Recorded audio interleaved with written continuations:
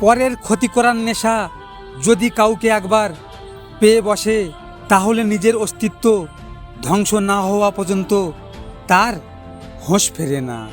কোনো কাজ করার আগে তুমি যদি কারো কাছে পরামর্শ নাও, তাহলে পরামর্শ কার কাছে নিচ্ছ এটা খুব গুরুত্বপূর্ণ। দুর্যোধন পরামর্শ নিত শকুনির কাছে, আর পাণ্ডবরা নিত শ্রীকৃষ্ণের কাছে। অন্যর দুর্বলতা নিয়ে কখনো উপহাস করবেন না। মনে রাখবেন, যে কোনো সময় আপনিও উপহাসের পাত্রে পরিণত হতে পারে। মানুষের পতনের জন্য অভিশাপ লাগে না। যাদের কষ্ট দিয়েছেন তাদের বুক চেরা দীর্ঘ শ্বাসেই যথেষ্ট। আজ তুমি যেখানে আছো সেটা তোমার অতীতের কর্মের ফল, কিন্তু কাল তুমি যেখানে পৌঁছবে সেটা তোমার আজকের কর্মের ফল হবে। কাল বৈশাখীর মতো মানুষের জীবনে অনেক ঝড়ঝাপটা আসে। ভালোবাসা, দুঃখ, রাগ ও অভিমান সব কিছুই আসে। যে মানুষ সব কিছু সামলে নিতে পারে সে জীবনে প্রতিষ্ঠিত হতে পারে।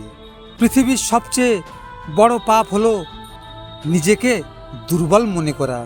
যদি ঘরে শান্তি না পাও তাহলে বাইরে শান্তি খুঁজতে যেও না, কেননা ঘরের শান্তি যদি কপাল থেকে উঠে যায় তবে পুরো পৃথিবীতে অশান্তি বিরাজ করে।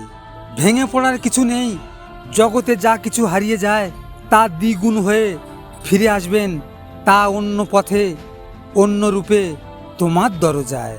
মনে রেখো, বইয়ের অঙ্ক গড়মিল হলে ঠিক করা যায়, কিন্তু জীবনের অঙ্ক একবার গড়মিল হলে পুরো জীবনটাই নষ্ট হয়ে যায়। চুপ থাকতে শিখুন, দেখবেন যে একদিন আপনার সাথে খারাপ ব্যবহার করছে সেও একদিন আপনার পায়ে এসে পড়বে।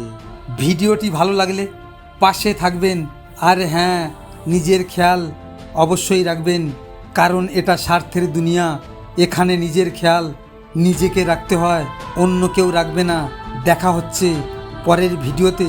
ভালো থাকবেন, সুস্থ থাকবেন।